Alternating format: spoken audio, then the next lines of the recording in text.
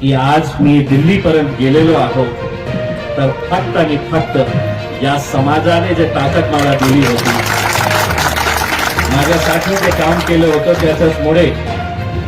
आज देशामध्ये मला लोक विचारतात हे औरंगाबाद मध्ये कसं शक्य झालं, तर मी म्हणतो यांच्यामुळे हे शक्य झालेलं आहे, तुमच्यामुळे हे शक्य झालं। और सरकार ने बोल दिया है तो आंखें बंद करके सर झुका के हमारा काम है कि हम इसे स्वीकार करें। अगर कोई ये कहता है कि नीरव मोदी जिसने करोड़ों रुपए का घोटाला किया है, ललित मोदी जिसने करोड़ों रुपए का घोटाला किया है, ये मोदी नाम के ही लोग ऐसे क्यों होते हैं? अगर ये राहुल गांधी ने कहा है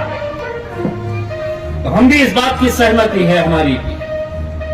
कोई गलत बात नहीं कही है।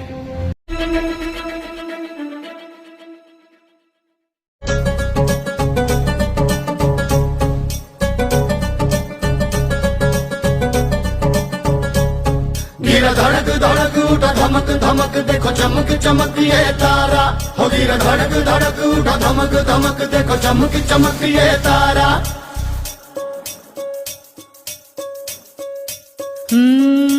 इस जंगल में शेर कभी एक जबरदस्त चिंगाड़ा था, हो गिरा धड़क धड़क उठा धमक धमक देखो चमक चमक ये तारा। वो मस्त आसमां ऊंचा में जबर जबर हुंगारा था, हो गिरा धड़क धड़क उठा धमक धमक देखो चमक चमक ये तारा। गले में उसके नहीं थी माला ज़रबे कोई ताज नहीं, लेकिन मिजाज था ऐसा उसका जंगल का सरताज वही। गिरा धड़क धड़क उठा धमक धमक देखो चमक चमक ये तारा, हो गिरा धड़क धड़क उठा धमक धमक देखो चमक चमक ये तारा, हो गिरा धड़क धड़क उठा धमक धमक देखो चमक चमक ये तारा। गिरा धड़क धड़क उठा धमक धमक देखो चमक चमक ये तारा।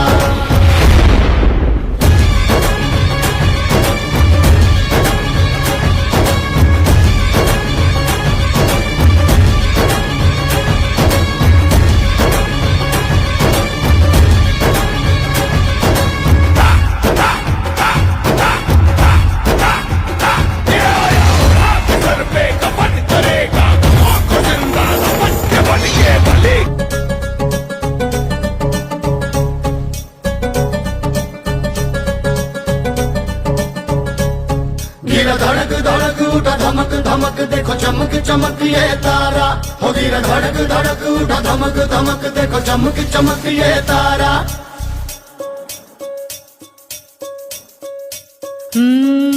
इस जंगल में शेर कभी एक जबरदस्त चिंगाड़ा था,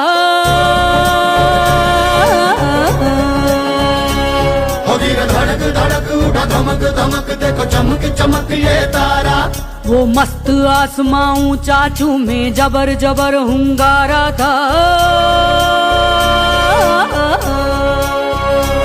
हो गिरा धड़क धड़क उठा धमक धमक देखो चमक चमक ये तारा। गले में उसके नहीं थी माला ज़रबे कोई ताज नहीं, लेकिन मिजाज था ऐसा उसका जंगल का सरताज वही। गिरा धड़क धड़क उठा धमक धमक देखो चमक चमक ये तारा, हो गिरा धड़क धड़क उठा धमक धमक देखो चमक चमक ये तारा, हो गिरा धड़क धड़क उठा धमक धमक देखो चमक चमक ये तारा। गिरा धड़क धड़क उठा धमक धमक देखो चमक चमक ये तारा।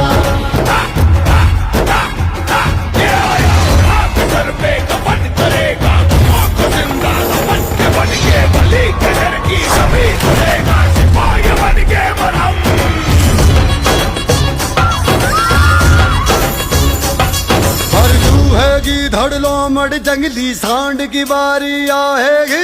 आएगी आएगी,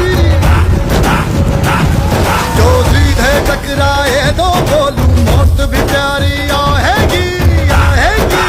आएगी। ये हर एक दिशा बारूद उड़ाता फिरते फिरते जाएगा,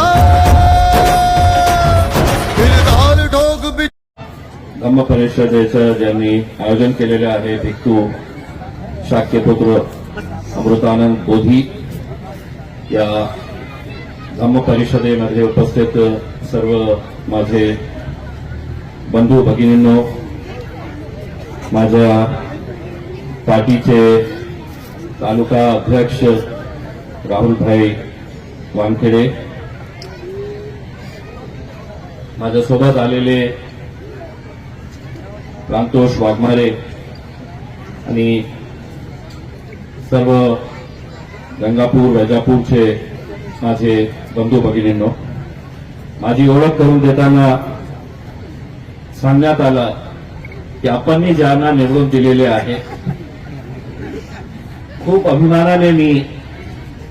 हे सांगतो सर्वांसमोर की आज मी दिल्लीपर्यंत गेलेलो आहो तर फक्त आणि फक्त या समाजाने जे ताकद मला दिली होती,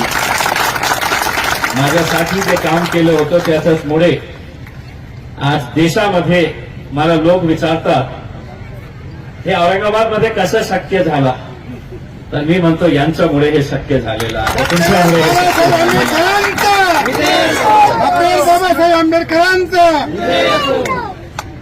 मैं सबसे पहले तो आदरणीय भंते जी से माफी इसलिए मांगता हूं कि भंते जी, दिल्ली में लोकसभा का अधिवेशन चल रहा है लेकिन नहीं भी चल रहा है, क्योंकि बुला तो रहे हैं वहां पे लेकिन कुछ चर्चा नहीं होने दे रहे हैं, कोई चीज के ऊपर बातचीत करने की इजाजत नहीं है, क्योंकि कहीं ना कहीं अब हमें यह एहसास हो रहा है भंते जी, इस देश के अंदर लोकशाही खत्म हो रही है और एक हुकुमशाही का दौर हम देख रहे हैं कि हमने कह दिया है, सरकार ने कह दिया है तो बस वही बात सही है, और सरकार ने बोल दिया है तो आंखें बंद करके सर झुका के हमारा काम है कि हम इसे स्वीकार करें। लेकिन उस सरकार को ये नहीं मालूम है कि आपके मानने वाले लोग आप इसे मनवा सकते हैं, लेकिन मैं डॉक्टर बाबा साहब अंबेडकर के संविधान को मानने वाला हूं, तो मुझे लड़ने की प्रेरणा मिलती है। जिस बाबा साहब ने हमको संगठित होकर संघर्ष करने का हमें एक सीख दी है, उसी सीख को हम ले जाकर हर रोज वहां पर लड़ते हैं और एक एहसास दिलाते हैं सरकारों को, इस मुल्क में पिछले 75 सालों से जो कुछ भी अच्छा हुआ है, आज अलग बात है कि जो भी चीज अच्छी होती है उसका पूरा क्रेडिट मोदी जी कहते हैं कि मेरी वजह से हो रहा है, लेकिन मैं ये मानकर चलता हूं इस देश में 75 सालों के अंदर अगर जो कुछ भी अच्छा हुआ है तो वो संविधान की ताकत की वजह से अच्छा हुआ है, जिसने हम सबको एक मुट्ठी में बांध कर रखा हुआ है। लेकिन आज आप देख रहे हैं कि सिर्फ कुछ बोलने के ऊपर आज सदस्यता रद्द कर दी जा रही है। हमारे वैचारिक मतभेद, हमारे राजनीतिक मतभेद हो सकते हैं और होना भी चाहिए, लोकतंत्र की यही खूबसूरती है, लेकिन अगर कोई ये कहता है कि नीरव मोदी जिसने करोड़ों रुपए का घोटाला किया है, ललित मोदी जिसने करोड़ों रुपए का घोटाला किया है, ये मोदी नाम के ही लोग ऐसे क्यों होते हैं? अगर ये राहुल गांधी ने कहा है तो हम भी इस बात की सहमति है हमारी की, कोई गलत बात नहीं कही है, लेकिन आज संविधान की, कायदे की, कानून की धज्जियां उड़ाकर एक दिन के अंदर फैसला आता है और उस फैसले को अमल में लाते हुए फौरन लाखों लोगों ने जिसे सदस्य बनाकर लोकसभा के अंदर भेजा है उसकी सदस्यता रद्द कर दी जाती है, 6 साल के लिए वो चुनाव लड़ नहीं सकता है, तो कहीं ना कहीं हम सबको इसके ऊपर सोचने की जरूरत है। क्या इस तरह की भाषा क्या सिर्फ एक राजनीतिक पक्ष के नेता ने कहा है? क्या ये सही बात नहीं है कि उसी लोकसभा के अंदर रहने वाली साध्वी प्रज्ञा सिंह ने भरी सभा के अंदर ये कहा है अपने मानने वालों से यह कहा है कि घर के अंदर हथियार रखो, छुरे चाकू रखो, क्योंकि तुम्हें इस्तेमाल करने का यह मौका आने वाला है। उनका एक मंत्री कहता है कि देश के गद्दारों को गोली मारो सालों को, यह भाषा का इस्तेमाल होता है और कोई भी इसके ऊपर हम विरोध करेंगे, क्योंकि हमें किसी एक राजनीतिक पक्ष को नहीं बचाना है, बल्कि इस देश के संविधान को बचाने का वक्त आया है। जिस संविधान के बारे में खुलेआम ये कहा जा रहा है कि अब इसको बदलने का वक्त आया है। 2024 के अंदर मुझे मालूम है, अगर गलती से यही सरकार हुकूमत के अंदर आ जाएगी तो सबसे पहले मैं अक्सर लोगों से यह कहता हूं कि अगर ये सोच रहे हैं, और मैं खास तौर से मेरे दलित भाइयों, अंबेडकरी समाज को, बुद्धिस्ट समाज को यह पैगाम देना चाहता हूं, अगर तुम ये समझ रहे हैं कि निशाने के ऊपर तो इनके सिर्फ मुसलमान हैं, तो हम सबसे बड़ी गलती कर रहे हैं। हमें तो निशाने के ऊपर रखा गया है, लेकिन आज मेरा नंबर आया है तो कल आपका नंबर आने वाला है। और कहीं ना कहीं इस बात के ऊपर हमें बहुत गंभीरता से सोचने की जरूरत है। इसीलिए मैंने आज ये कहा है कि कल जब उसका कत्ल हुआ था तो मैं खामोश था, आज मेरा कत्ल हो रहा है तो तुम खामोश है। हो सकता है कि आज मेरा नंबर आया है, कल तुम्हारा भी नंबर आ सकता है। आज यहां पर यह आप लोगों का सौभाग्य है कि यहां पर समाज के धर्मगुरु आदरणीय भंते जी यहां पर बैठे हुए हैं। मुझे खुशी है कि इतनी तपती धूप के अंदर इतनी सारी महिलाएं, इतने सारे पुरुष यहां पर इकट्ठा हुए हैं, कुछ अच्छी बातें सुन रहे हैं। लेकिन मैं भंते जी आप लोगों से आदरणीय, मैं आप लोगों से हाथ जोड़कर विनती करना चाहता हूं कि समाज के अंदर आप एक ऐसी एकता पैदा करिएगा, एक ऐसी एकता पैदा करिएगा, और वो एकता अगर पैदा हो जाती है तो उसका नतीजा क्या होता है वो आज आपके सामने खड़ा हुआ है। यह आप लोगों का आशीर्वाद था, आप लोगों की मेहनत थी, आप लोगों का साथ था, कि जिसकी वजह से हमने पूरे देश भर में एक पैगाम दिया कि अगर बुद्धिस्ट समाज, दलित समाज, मुसलमान, पिछड़ा समाज अगर एक ताकत बनकर खड़े रहता है तो हमें किसी के पीछे जाने की जरूरत नहीं। हम अपनी हुकूमत खुद बना सकते हैं, हम अपनी ताकत खुद पैदा कर सकते हैं। मुझे यहां पर जैसे ही मैं आया तो मेरा एक यहां पर बहुत मजबूत साथी है, मेरी ताकत है यहां की, राहुल वानखेड़े। उसने मुझसे कहा कि साहब यहां पर कोई सभागृह बनाने का है, कोई सभागृह बनाने का है। और उन्होंने मुझसे, दरअसल ये है कि प्रांतोष वाघमारे हो या राहुल वानखेड़े हो, इनके अंदर ये कला बहुत अच्छे से है। मैंने अभी, भाते जी आपको पता होगा कि बुद्ध लेनी के लिए मैं जब वहां पर गया था तो आदरणीय भंते जी ने मुझसे कहा था कि यहां पर मैं लगातार पिछले 5 सालों से वहां पर जाता हूं, धम्मचक्र प्रवर्तन दिन के मौके के ऊपर। उन्होंने मुझसे कहा कि यहां का हमको ब्यूटीफाई करना है, आप 10 लाख रुपये दे दीजिएगा। मैंने दूसरे ही दिन बुलाया और उन्हें मेरे ऑफिस के अंदर 10 लाख रुपए का चेक दे दिया। 10 लाख रुपए का पत्र देकर वो काम करना की शुरुआत हुई तो प्रांतोष ने मुझे वहां पर फिर से लेके गया कि बोले साहब आपका सत्कार करना है कि आपने पैसा दिए है करके, और धीरे से भंते जी के कान में बोल दिया कि 10 लाख नहीं और 10 लाख मांगिए। मैंने उसी वक्त उसी जगह के ऊपर इसलिए किया कि मैं 5 साल से वहां पर जा रहा हूं और पूरे महाराष्ट्र से बुद्ध समाज के लोग वहां पर लाखों की संख्या के अंदर आते हैं। मुझे इस बात का गर्व रहेगा कि अगले साल का होने वाला धम्मचक्र प्रवर्तन दिन के ऊपर आप जब जाएंगे तो उस इलाके को पहचानेंगे नहीं, क्योंकि 10 लाख के साथ मैंने और 10 लाख दे दिया और 20 लाख का वहां पर काम किया जा रहा है। राहुल ने भी जब बोला कि आपको आना है तो मुझे मालूम था कि राहुल कुछ ना कुछ तो मांगने वाला है। मैं राहुल को भी ये कहना चाहता हूं कि कल आना ऑफिस के ऊपर और कल